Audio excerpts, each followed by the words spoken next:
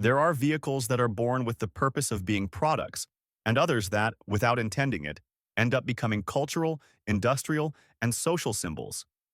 The Ford F-100 clearly belongs to the second group.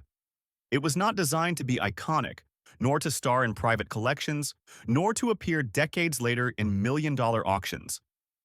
It was conceived as a work tool, as a simple, robust, and reliable machine built to fulfill a very specific function.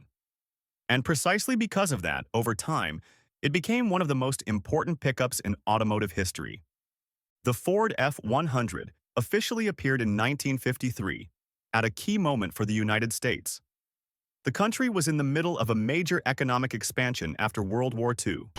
Cities were growing, highways were multiplying, agriculture was modernizing, and industry needed vehicles capable of transporting materials, machinery, and goods reliably and continuously. Pickups already existed, but most of them were rudimentary solutions, derived from passenger cars or light trucks without a truly modern design philosophy. Ford had been building trucks since the 1920s, but with the arrival of the F-100, it made a huge conceptual leap. For the first time, a pickup was designed with both work and the driver in mind. Ergonomics were improved, the cab was enlarged, the chassis was reinforced, and the suspension was optimized to handle real loads without compromising stability. The F-100 was not a comfortable vehicle by modern standards, but it was designed to allow long hours behind the wheel without unnecessarily punishing the driver.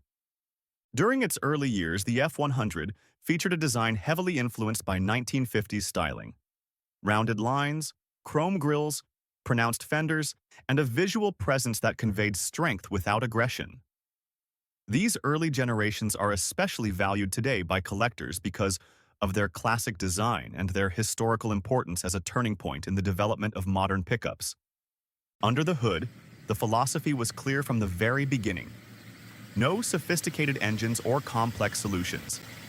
The F-100 was offered with inline six-cylinder engines and low-compression V8s, designed to deliver torque at low RPMs and operate consistently throughout long workdays. Peak horsepower was not the priority. What mattered was the ability to pull under load, tow without strain, and withstand mechanical abuse without failure. Over the years, the engine lineup expanded and evolved. Inline six-cylinder engines became one of the defining characteristics of the F-100. Engines such as the 223, the 240, and the legendary 300 cubic inch inline six earned a reputation for being nearly indestructible. The 300 cubic inch six, in particular, is famous for its extreme durability. There are countless real-world examples of engines that exceeded 500,000 kilometers without being opened, something unimaginable for many modern vehicles. The V8 engines were not designed to impress with numbers either. They were large displacement engines with simple architecture, mild camshafts, basic carburetors, and tuning focused on longevity. Engine families such as the Y-block or the FE delivered smooth torque and outstanding reliability. These engines could run for years with only basic maintenance, which was critical in rural areas or environments where access to specialized repair shops was limited. Transmissions followed exactly the same philosophy. Most Ford F-100s were sold with 3- or 4-speed manual gearboxes. Many of them featured column-mounted shifters, a very common solution at the time that allowed the use of a full-width bench seat and easier access to the cab. These gearboxes had long throws and felt crude by modern standards, but they were extremely durable. Gear ratios were designed for hauling and towing, not for quick acceleration. Automatic transmissions were also available, especially from the 1960s onward. These automatics, such as the legendary C6, earned an outstanding reputation for strength. They were not smooth or fast, but they could handle enormous amounts of torque and decades of heavy use. Many F-100s still on the road today are running their original transmissions, which says a lot about the quality of these components. In terms of capability, the Ford F-100 always stood out for offering realistic figures. Depending on the year, configuration, and rear axle, payload capacity ranged from several hundred kilograms to well over 1 metric ton. Towing capacity, especially in V8-equipped versions, was impressive for its size. All of this was achieved without electronic aids, without stability control, and without driver assistance systems. The driver had to know what they were doing, and the truck responded honestly. One of the most important technical advances came in the 1960s with the introduction of the twin I-beam front suspension. This system, developed by Ford, used two independent beams that allowed greater suspension travel and better absorption of irregular terrain. Although it was criticized by some for imperfect geometry, in real-world use it proved to be ideal for a working vehicle. It allowed driving on rough roads, absorbing bumps and keeping the wheels in contact with the ground under difficult conditions. The structure of the F100 was also subject to experimentation. In certain years, Ford opted for a unibody construction, integrating the bed and the cab into a single structure. The idea was to improve rigidity and reduce weight, but many professional users were not satisfied with its durability under heavy loads. Ford listened to the market and later returned to the traditional body-on-frame design, a decision that further reinforced the truck's reputation. The interior of the Ford F100 perfectly reflected its philosophy. Everything was designed to last. Metal surfaces, hard plastics, durable upholstery, and large, easy-to-use controls. Nothing was unnecessary. Every component served a clear purpose. Over time, comfort features such as improved heating systems, radios, air conditioning, and power steering were added, but the functional approach was never abandoned. Fuel consumption was never a deciding factor in the development of the F100. In an era of cheap gasoline, reliability and work capability were far more important. Inline-six engines offered relatively moderate consumption for their size, while V8s, especially larger displacement versions, could consume significant amounts of fuel by today's standards. However, these engines operated at low RPM and low stress, which greatly contributed to their longevity. During the 1970s, the Ford F100 had to adapt to a much more challenging environment. The oil crisis, rising fuel prices, and the introduction of emissions regulations forced Ford to make significant adjustments. Compression ratios were lowered, carburetors were modified, and emissions control systems were introduced, sometimes at the expense of performance. Even so, the F100 remained a reliable and highly valued work vehicle. In 1983, Ford made an important strategic decision.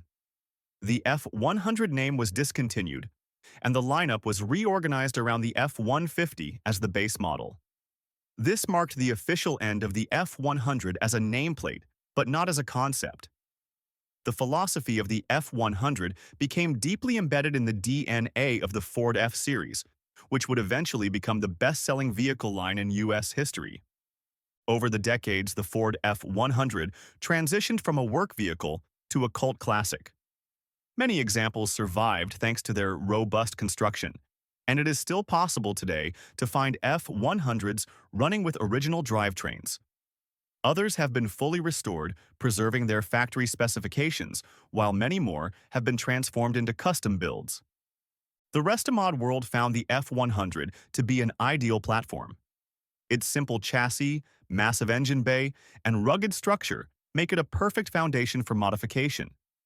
It is common to see F100s fitted with modern V8 engines, diesel swaps, air suspension systems, upgraded brakes, and modern power steering. This allows owners to enjoy classic styling with performance and drivability closer to modern standards. Engine swaps are especially popular. From modern high-performance V8s to torque-focused and reliability-oriented setups, the F100 can accommodate almost anything. This versatility has played a major role in its continued popularity within the classic truck community. When new, the Ford F100 was a relatively affordable vehicle for workers, farmers, and small businesses. Its price matched its purpose. Today, its value varies widely depending on condition, rarity, and restoration quality. Affordable project trucks still exist, but well-preserved or fully restored examples can command very high prices, especially in the United States. Some high-end custom builds have even exceeded $100,000. And inevitably, we arrive at the present day and the question many enthusiasts ask: could Ford build something like the F100 again? Not a massive, luxurious pickup filled with screens and technology, but a small, simple, practical truck focused on real work. A true spiritual successor to the original F100, adapted to the 21st century. From a technical standpoint, Ford certainly has the capability to do it. The challenge is not engineering, but context. Modern safety and emissions regulations make it nearly impossible to build a truly simple vehicle. Airbags, driver assistance systems, electronic controls, crash structures, and tightly regulated engines are mandatory in most developed markets. All of this adds complexity, weight, and cost. Still, Ford knows there is real demand for smaller, more usable pickups. Not everyone wants or needs a massive truck. There is a segment of buyers who value compact size, practicality, and reasonable pricing. In that sense, some modern vehicles come conceptually closer to what the F100 once was, even if none fully recapture its mechanical simplicity. A modern F100, if it were ever produced, could not be as cheap, as simple, or as easy to repair as the original. But it could recover part of its spirit. An honest, functional vehicle without unnecessary excess. In emerging markets where pickups are still essential work tools, this concept would still make a great deal of sense. Electrification introduces another interesting debate. An electric pickup inspired by the F100 would be technically feasible, but conceptually problematic. Increased weight, greater complexity, and dependence on charging infrastructure conflict with the original philosophy of simplicity and self-sufficiency. It could be an appealing product, but it would be difficult to justify as a true spiritual successor. The reality is that if Ford were to launch a new F100 today, whether under that name or a different one, it would not be the same. It could not be. The world has changed too much. And yet, the idea remains alive. The idea of a simple, durable, and honest vehicle still holds enormous appeal in a market increasingly saturated with technology and artificial complexity. The Ford F100 may never return to production. Its name may remain forever tied to the past. But its spirit lives on. In every pickup that prioritizes utility over image, in every driver who values mechanical simplicity, and in every F100 that still starts up after more than half a century. And as long as that way of understanding vehicles exists, the Ford F100 will not have disappeared.